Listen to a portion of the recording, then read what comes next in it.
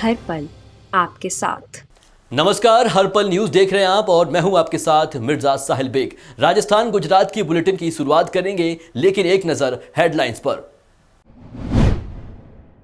CM Gehlot हुए corona positive, घर पर ही खुद को किया आइसोलेट, संपर्क में आने वालों से की जांच कराने की अपील, दूसरी बार संक्रमित हुए गहलोत। राजस्थान में बना दिल्ली मुंबई एक्सप्रेस वे, दिल्ली से जयपुर की यात्री आसान 2 घंटे में तय कर सकेंगे यात्रा, 120 किलोमीटर प्रति घंटे की रफ्तार से दौड़ेंगे वाहन। राजस्थान में सीएम चन्नी का फूका गया पुतला, पीएम की सुरक्षा में हुई चूक का मामला, जोधपुर में बीजेपी युवाओं ने फूका पुतला। गुजरात पाटन के बिजली विभाग ने गड़बड़ी, उपभोक्ताओं को भेजा बिना कर्मचारी और बिना सील की मोहर वाला बिल, उपभोक्ताओं ने जताई आपत्ति। अब रुख करते हैं खबरों की ओर। गुजरात के पाटन के हारी शहर में बिजली तंत्र ने बिजली उपभोक्ताओं को बिजली का बिल कोरे कागज पर लिखकर दे दिया है, जिसमें ना किसी कर्मचारी का नाम है और ना ही ऑफिस का सील लगाया गया है। लोगों से मिली जानकारी के मुताबिक बिल देने वाले आए कर्मचारियों ने वर्दी भी नहीं पहनी थी और ना ही उसके पास एम्प्लॉय कार्ड दिखाई दिया और कोरे कागज पर बिजली बिल सिर्फ गरीब और पिछड़े लोगों के घरों में दिए गए हैं। बाजार में व्यापारियों को ऑनलाइन मशीन से बिल दिया गया है और इस पर अभी जांच चल रही है।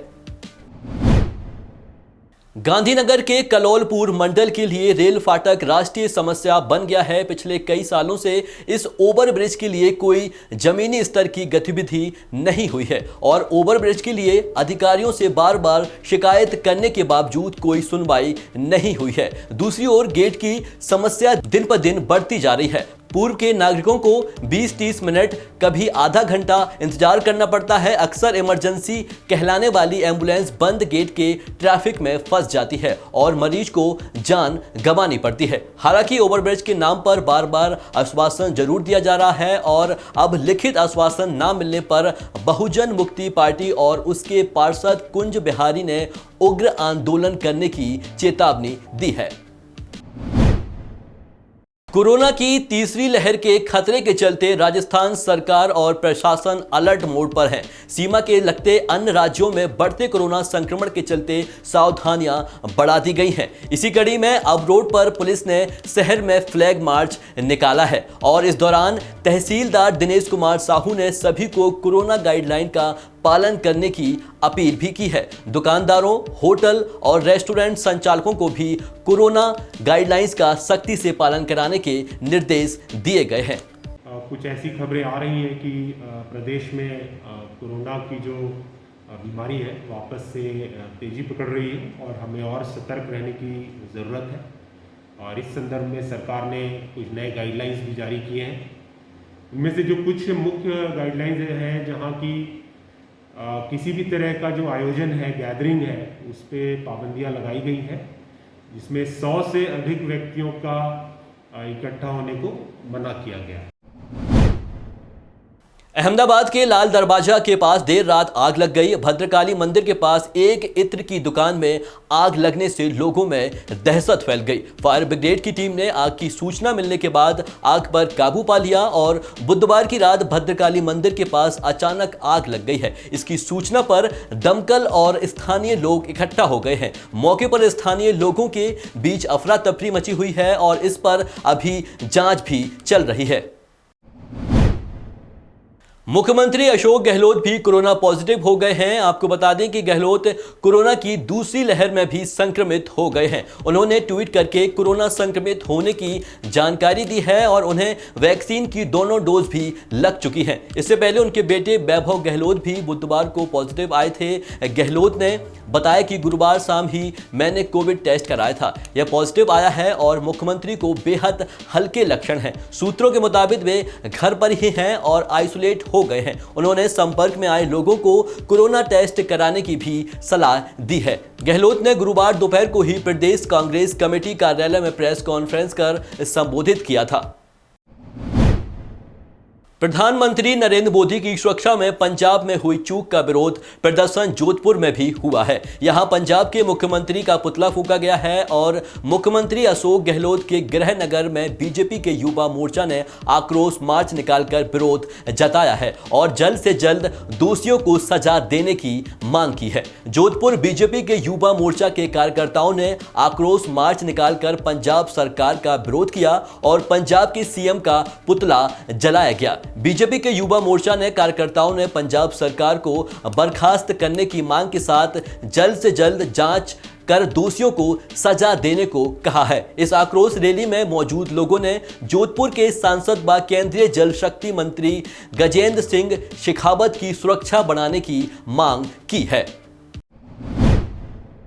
केंद्र की मोदी सरकार रोड इंफ्रास्ट्रक्चर को बढ़ावा दे रही है। इसके चलते देश में कई एक्सप्रेस वे और ग्रीनफील्ड कॉरिडोर का निर्माण कराया जा रहा है। दिल्ली मुंबई एक्सप्रेस वे से मार्च 2022 के बाद 2 घंटे के भीतर दिल्ली और जयपुर तक का सफर यात्री पूरा कर सकेंगे। जल्द ही दिल्ली के धौला कुआं से जयपुर का सफर 3 घंटे के भीतर तय कर सकेंगे। यह सफर आप दिल्ली गुरुग्राम और सोहाना मुंबई एक्सप्रेस वे के जरिए तय करेंगे। फिलहाल इस प्रोजेक्ट को पूरा किए जाने की डेडलाइन 2 माह बाद मार्च 2022 में है। यह रोड सिंगल फ्री होगा और दिल्ली मुंबई एक्सप्रेस वे से देश का सबसे लंबा एक्सप्रेस वे है। यह 1380 किलोमीटर लंबा है और राजस्थान में 16,600 करोड़ रुपए की लागत से 374 किलोमीटर लंबा खंड बनाया जा रहा है।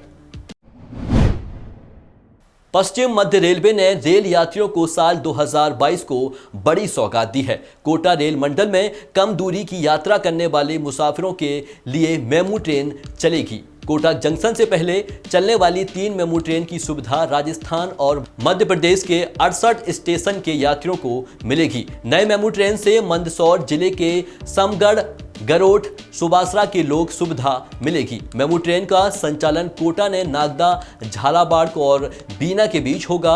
रेल राज्य मंत्री दर्शना जरदोस और लोकसभा अध्यक्ष ओम बिरला ने 5 जनवरी को झंडी दिखाकर इन ट्रेनों की शुरुआत की है। पहले एक मेमू ट्रेन कोटा से शामगढ़ तक चलाने की योजना थी। अब इसे कोटा से नागदा तक चलाया जा रहा है ताकि इंदौर, उज्जैन और रतलाम की तरह जाने वाली यात्रियों को लाभ मिल सके। कोटा मंडल में मिशन रफ्तार के तहत तेजी से कार्य चल रहा है और मुंबई दिल्ली रेल मार्ग की परियोजना पर करीब 6,661 करोड़ के कार्य होंगे। कोटा मंडल के मथुरा से नागदा के बीच कुल 544 किलोमीटर रेलखंड में मिशन रफ्तार के तहत काम होगा और प्रोजेक्ट को दिसंबर 23 तक पूरा करने का टारगेट रखा गया है।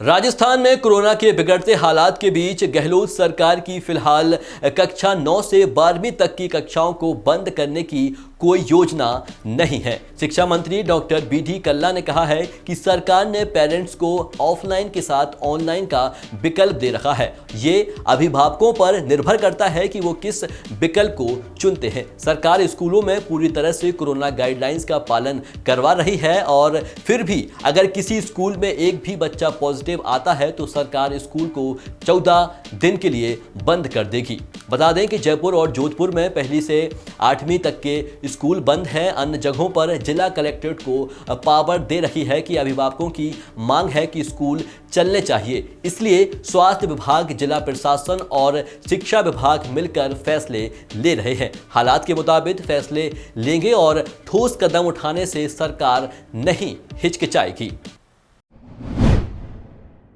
राजस्थान के 2 जिलों में अब कोरोना का संक्रमण कम्युनिटी स्प्रेड हो गया है। यहां पिछले 6 दिन की औसत संक्रमण दर 6% के भी पार चली गई है। वहीं 5 ऐसे जिले हैं जहां कोरोना अब खतरा बन गया है। इन जिलों में संक्रमण की दर 3% के नजदीक पहुंच गई है और विशेषज्ञों के मुताबिक WHO ये मानता है कि किसी भी देश या राज्य में जब तक कोरोना की संक्रमण दर 3% से नीचे है वो नियंत्रण में मानी जाती है, यानी उसे नियंत्रण किया जा सकता है। संक्रमण दर इससे ऊपर जाने पर माना जाता है कि कोरोना अब अनियंत्रित हो रहा है और वहीं संक्रमण की दर अब 5% के पार जाती है तो ये मानते हैं कि कम्युनिटी स्प्रेड होने लगा है।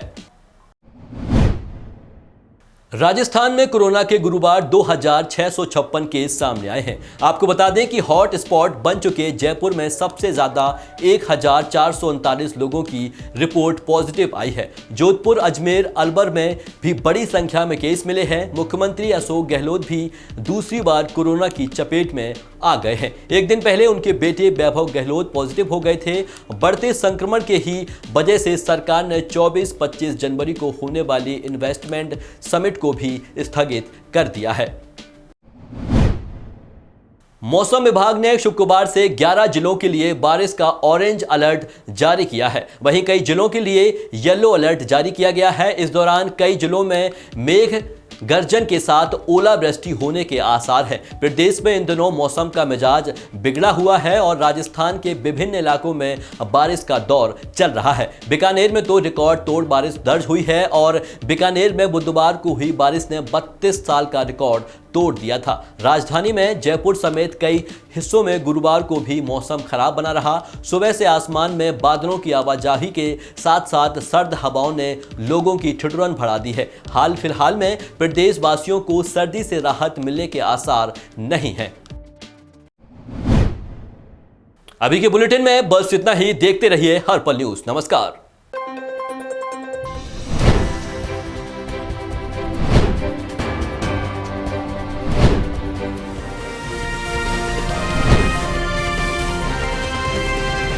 हर पल आपके साथ।